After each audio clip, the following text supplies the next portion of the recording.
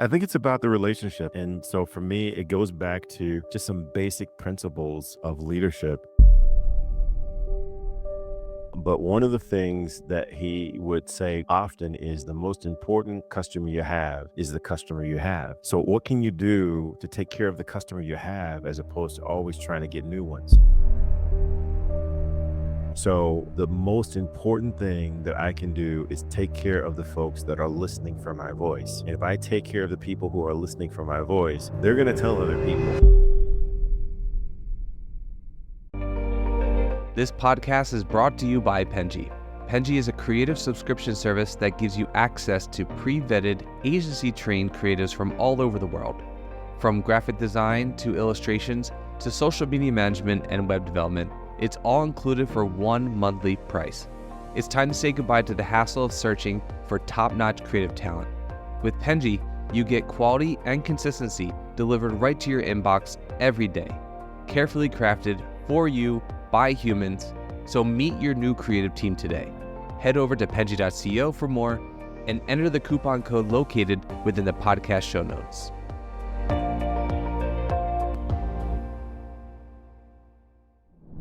Hello, everybody. Welcome to the First 100 podcast. This is the podcast where we're going to be exploring the journey of entrepreneurs, business owners, agency leaders, and so many more interesting people as they share with us the strategies, the challenges, and the triumphs that have led them to secure those first 100 customers, first 100 followers, first 100. I'm your host, Daniela, and let's go check this out. Today, I'm joined here with Galen Bingham. He's a very special guest, and we're very excited to have you today, Galen. How are you? I'm doing fantastic. I am so excited to be part of this conversation. Can't wait to get into it. Yeah, well, for starters, why don't you tell our audience a little bit about yourself, what you do, where your presence in social media is, and for anybody who doesn't know, a little bit all about you. Yeah. So I am a recovered and totally reformed corporate executive. I spent 30 years in corporate America trying to become senior vice president of sales for a Fortune 500 company. Funny thing happened on the way to the corner office. I was asked to take on a temporary assignment where I was developing executives throughout the Coca-Cola company for the central third of the United States. That really led me down this path of finding my passion for developing leaders across major corporations. And today I run the Kill Global Coaching and Consulting organization. And then I've got a podcast called Whiskey, Jazz, and Leadership, where we help leaders come out from behind their limiting beliefs and step into their bold greatness. Wow. So it was really just, you just kind of like fell into this, right? Yeah. This was not the design. This was not the plan. I was very specific when I told the universe what I wanted, and God or the universe had different plans. So I'm so glad that what I wanted didn't win out. That's great, though. I mean, I think that's a very inspiring story, especially for people who feel like they're stuck in certain places of their lives where they don't want to be. And I think I've heard that story in a different way a lot of times, where I feel like, those things make me feel hopeful whenever I hear people who get taken in a different path, and this path is just so much better than the one that they had initially either envisioned for themselves or that they were already in, right? Yeah. I tell my clients all the time, it's important to have a plan. It's important to have a vision. But then at the end of the day, you got to say yes to what's in front of you. Yeah.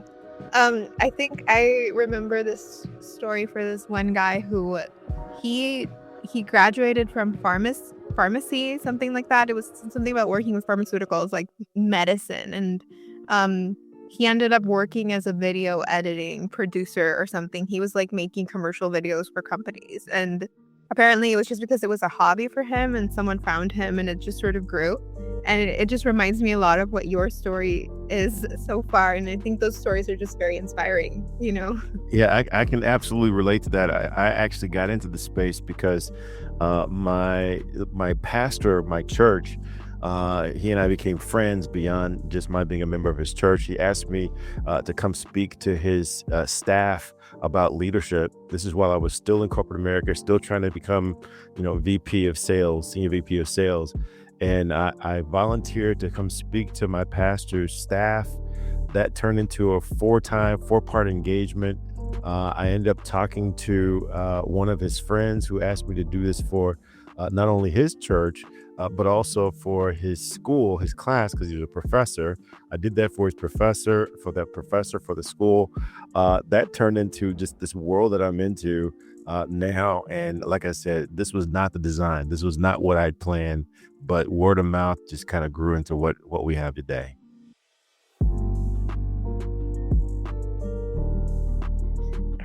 Yeah, that sounds amazing. So, I wanted to ask, we found you primarily through LinkedIn. And then from finding you on LinkedIn, we sort of started to find all of your other avenues, right? I found your podcast and everything. Where do you think you found your success the most at first? Was it, you started it through the podcast, or the podcast came after, or was it primarily through your LinkedIn audience? How did it sort of start to pick up and grow? Another interesting story, I believe anyway. This was my second podcast. So my first podcast is called The Leadership Toolbox, and I created that while I was still in corporate America. I enjoyed listening to podcasts. It seemed fun. I wanted to see if I could do it. And so I created this podcast called The Leadership Toolbox. It's pretty inspirational, straight line. It's what you would expect to hear from a corporate executive. It wasn't anything that could get me fired or get me in trouble with my company. And I had maybe 60 episodes and maybe 500 downloads total.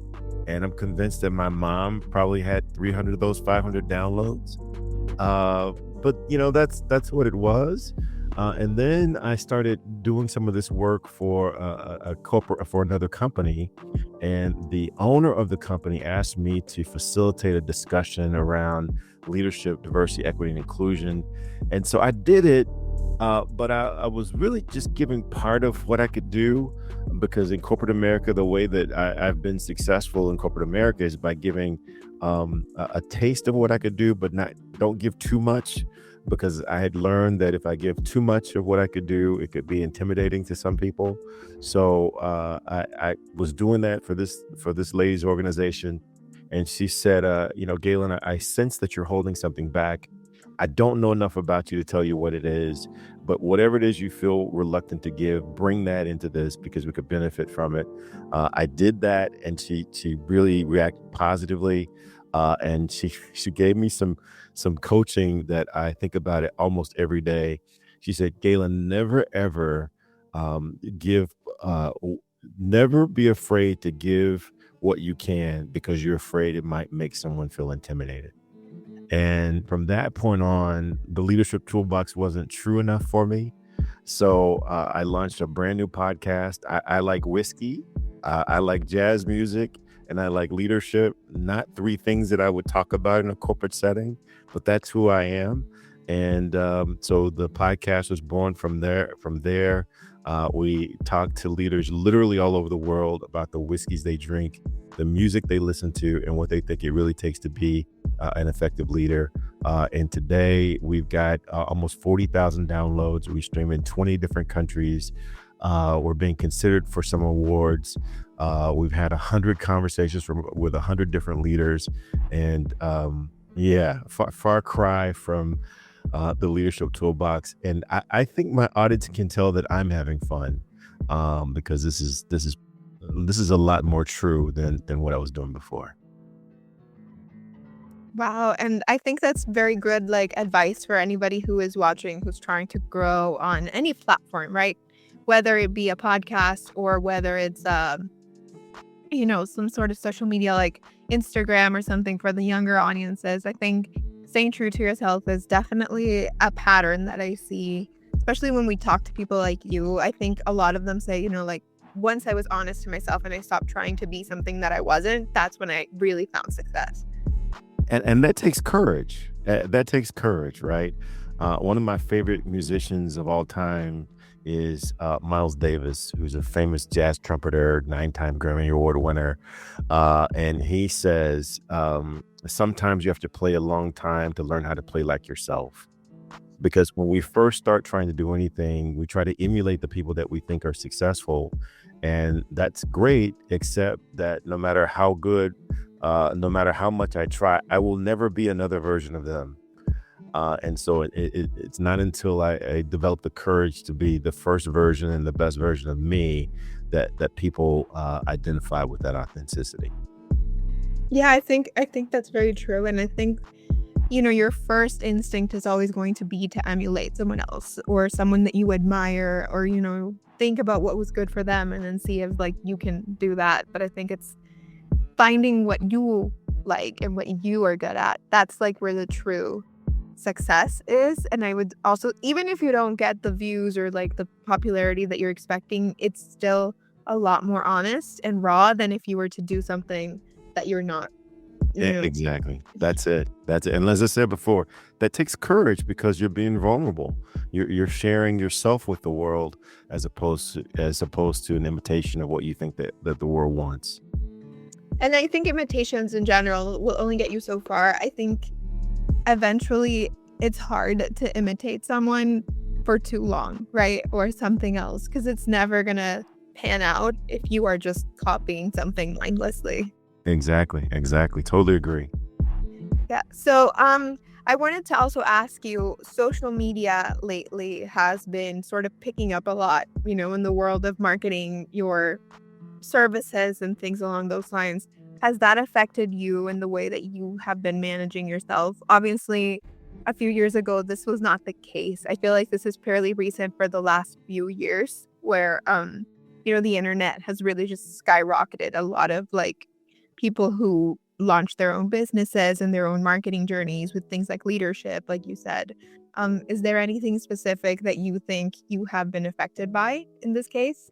Yeah, I think it's as you said, technology and the internet in particular has really kind of gone through an evolution. It's always evolving. What worked 2 months ago doesn't work anymore. And when I first launched my business, I think I was still trying to figure out my voice. And so I was trying to be on all platforms. I was on Twitter, I was on Instagram, I think I was on Snapchat, I was on Facebook, I was on LinkedIn. I can't, I don't even know what else I was on, but I was wherever there was a feed, I was there. And because I was trying to be so many things to so many people, I didn't have an identity. Today, I'm very clear that my audience is on LinkedIn, and my audience is on Instagram. And so that's where I spend all of my time trying to solidify my presence on those two platforms. And I'm getting pretty close to identifying the voice or the avatar of my ideal client. Interesting, because LinkedIn and Instagram, I would say, are the two hardest platforms to grow on currently. I think um, TikTok has taken like very big popularity, and people on TikTok grow like this. Like one viral video is all it takes, and then they're very popular. How have you managed to grow on, especially LinkedIn? I think a lot of our listeners have always wanted to grow on LinkedIn, but they sort of will just start making a lot of posts and then they'll just end up in their own followers feeds. So it doesn't really pan out. Yeah, yeah. I was on TikTok too, right? So I've got a presence there. You go out there, you probably see like, I don't know, 10 videos on TikTok as well. So for me, I'm really trying to resist the temptation to try to find 50,000 um, followers on any one platform or 100,000 followers on any one platform. It's hard to stay consistent with that because I'm a very competitive person. I played sports all of my life, but I'm really just trying to make sure that I've got a clear message, and the people who need to hear my message will find me if they know that they can expect to see me there, as opposed to trying to track down everyone. I'm trying to find my client, the people that will only hear my voice, that are counting on me to help them make decisions. So you're more of a quality over quantity guy. Absolutely. Now, I've got quantity out there too, but I'm really trying to stay focused on what's the message that I'm trying to deliver, because there may be, I don't 15, 16, there could be 25 executives out there who are running major corporations who are counting on my voice to help them make decisions. I had a client coaching conversation about a month ago with a global technology firm headquartered in the United States, but they're all over the world, and was helping the head of technology work through some things that was on his plate.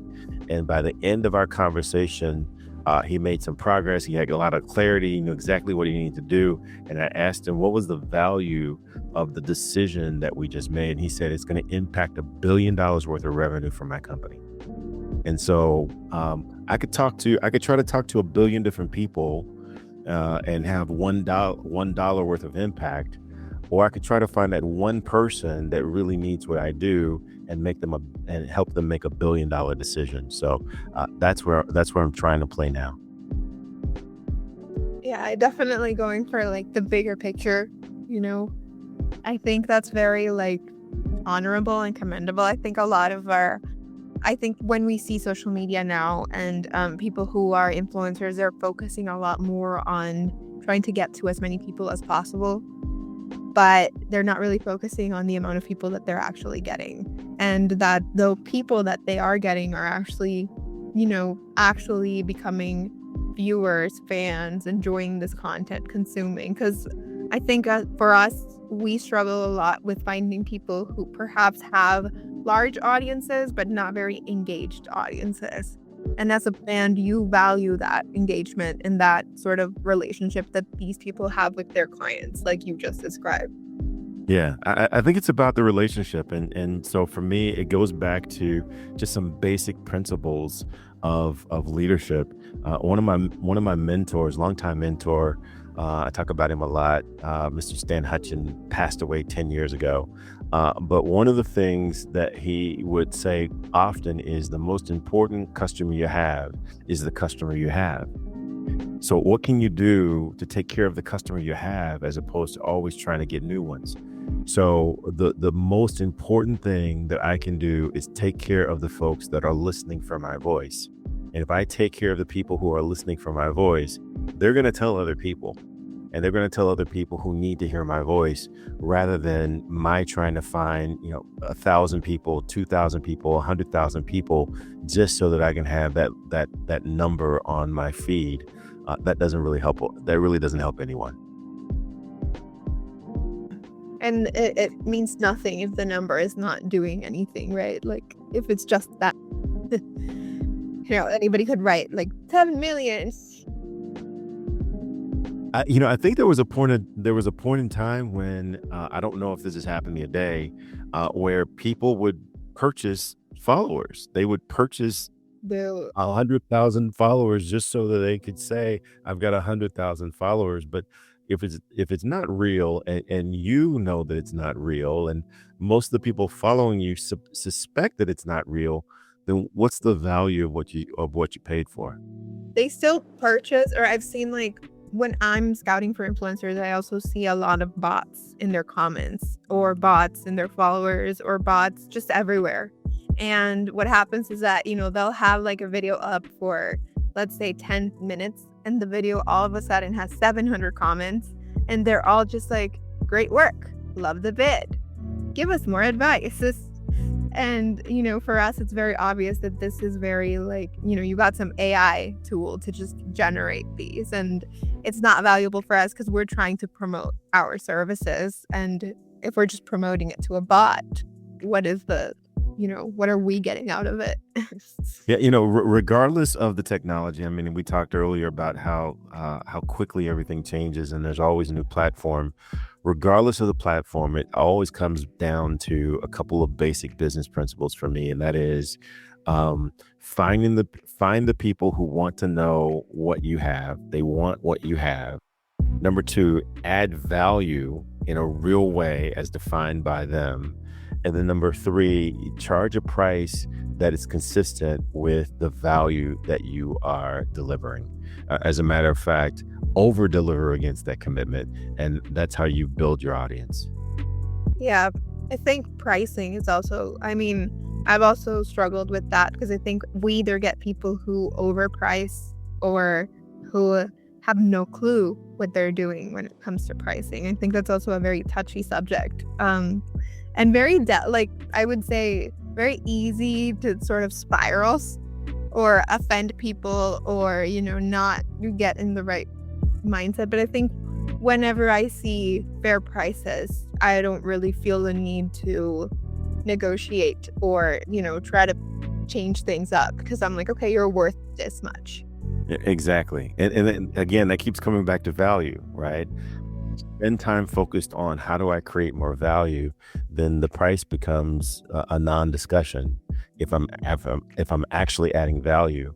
And most of the times when someone gets your price, the first thing they're going to do is ask to speak to one of your previous clients to get an understanding as to how much value you created. So you keep coming back to this same the same proposition of do what you say that you're going to do, over deliver, and take care of the clients that you have.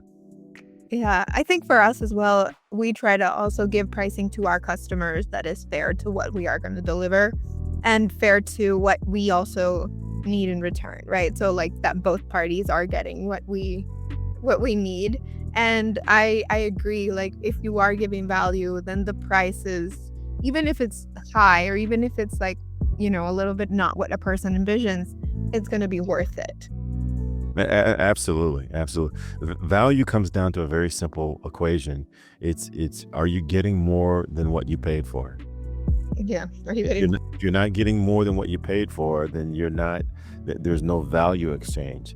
If you pay me $1 and I give you $1's worth of value, then what was the point? You could have kept your dollar.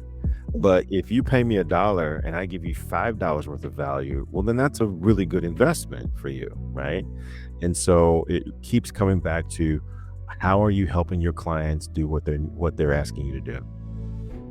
So I have a question about your clients. So you have a lot of calls with them, right, throughout the day, and obviously you're not working sort of in a corporate setting anymore. How are you sort of managing that free form type of job opposed to like a more, you know, composed schedule of like 9 to 5 and then you're done? I think a lot of our sorry, but a lot of our audience and a lot of people who are in this kind of like, more free type of business really struggle with that balance of life versus work. Yeah, that is a struggle, and it's something that evolves. I'll tell you, when I first came to this side of the corporate line, if you had $50 in a problem, you had a coach. So I had a whole bunch of clients. I was doing a whole bunch of work, but I wasn't making a whole bunch of money, and I didn't feel good about it. It really came down to setting boundaries for yourself. I had to set boundaries for myself and say, these are the hours that I'm going to work. These are the kinds of clients that I'm going to have, that I'm going to work with. And then eventually building a team around me that would help me reinforce those boundaries. We use technology a lot. And I've got a team that they understand my vision. They understand my limitations. They know that I have a tendency to really, really want to help people. And even if it doesn't make good economic sense, I will still want to help them. But my team has been very, very good at helping me create products and services that would allow me to help them, although they might not be getting my time. They might not, be able to spend the money to have me in front of them. They still have some self-paced options that will allow them to get some of the things that they need. That's great. Yeah, I think that's also really important. I think when you don't have sort of when you work in corporate or, when you're working for someone else, they give you the guidelines, they give you the rules and you just follow them. When it's very much on your own, it's really easy to sort of spiral and just mess it all up and then find yourself either not working enough or working too much, right? Yeah, I mean, just as you described, though, in corporate, someone else is giving you the guidelines, they're giving you the rules. You got to do the exact same thing when you're working for yourself. You got to create the rules. And then you got to hold yourself accountable to living by those rules. And just as if you were to violate those rules in corporate, there has to be some implications to you violating those rules when you're working on your own. The same principles apply, just now you're responsible for creating those principles.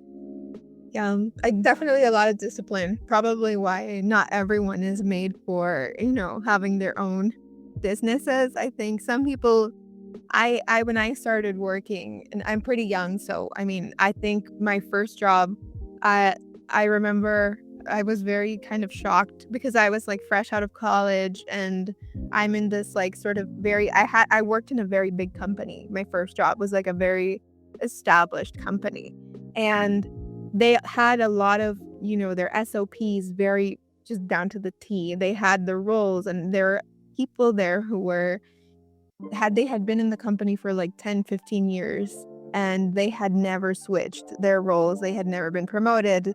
What they were doing was pretty much the same. And I remember just being surrounded by so many people that were older than me and who were very comfortable in that office, because it was also my first time in an office. And I just remember seeing people's desks. They were basically living at their desk. They had like mugs and stuff, and it made me feel so surprised because I wasn't used to that. And I think what really struck me was just how comfortable some of these people had gotten, and how they had basically spent an entire life working for this company, and they were content with that. And I remember at first I was very critical because I was like, why would you want to like have the same job for 20 years? That's like so depressing, blah blah blah. And then someone, that was there, they kind of talked some sense into me, and they were like, like some people are not made to be like the boss. Some people enjoy what they have, right? And that's okay. But and if you didn't have people who wanted to be content with that, and if everybody just wanted to like do everything, then you would also have those spaces that needed to be filled. And I was like, you know what? Yeah, that makes a lot of sense. Then I think I never thought about it that way. Yeah, I mean, there's truth in the statement that if you can't work for someone else, then you can't work for yourself, right? Yeah. Because it takes a great degree of discipline in both situations. I think the fact that you had that time where you're working for a big company that gave you an appreciation, I suspect, for what it takes to run a successful business working for yourself. The principles never change. They just change vocabulary, but the principles are still true. Yeah, and the boss was very like the CEO. He never, I think from what they explained to me, he never sold stocks. He always just kind of kept it within the family, and he was it was a family-owned business that sort of just skyrocketed. And it was crazy to me to see how much they had actually grown, because they had departments, they had like a whole building, and I was on the second floor. They had like 12 floors of employees. And I was like, wow, that's like a lot. And when you sort of start to learn about this and how people have grown, it really changes your perspective, because I think when you're young and you're sort of entering the space, you're not sure about anything, and I think you sort of get swayed by what you see on TV or on social media or on movies. Yeah. Oh, absolutely, absolutely. There's a lot out there that there's a lot in corporate America. There's a lot in a lot of businesses that's just there because it has always been. It's tradition. But when you evaluate, does this really add value to what I'm doing? Then usually people start making different decisions. Yeah. Well, Kaylin, I think our time is almost up. It's been great having you. Before I let you go, I wanted to give you a space to sort of talk to our followers a little bit about you, tell them about your podcast, about your social media, your Instagram, your LinkedIn. And I would be adding those links to our video so that they can find you easily for all those new people who want to learn more about leadership, more about you. So, space is yours. Yeah. Oh my gosh, this has been so much fun. Thank you so much. I really enjoy this conversation and your podcast and the work that you're doing.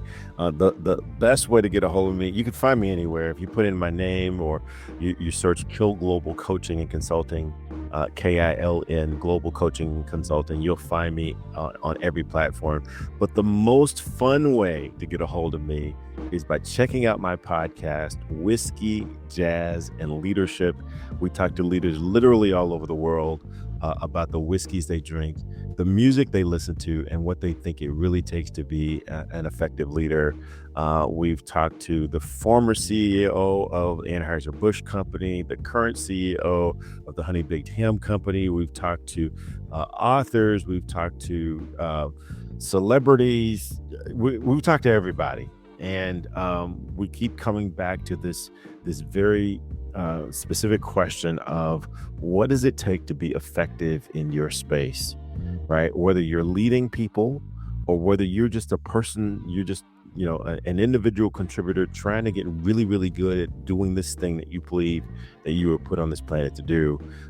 What advice can they give you to help you get better at that? That's our passion. That's our commitment. And we're having fun. We're having fun. So I double dog dare your listeners to check us out at least once. I guarantee you we're going to give you something that's going to help you take another step in the path that you're supposed to be on. That's great. Yeah, no, definitely. I will be sending as many people your way as possible. If you have any listeners who would be interested in Penji, obviously, send them our way. It's been great having you, and we will see you guys on the next time. You've been listening to First 100, brought to you by Penji. Check out the show notes to learn more about today's guest, and to learn more about Penji's creative subscription service, head over to penji.co. That's penji.co. Oh, and if you're still listening, it would mean the absolute world to us if you were to share this podcast with a friend, and of course, subscribe.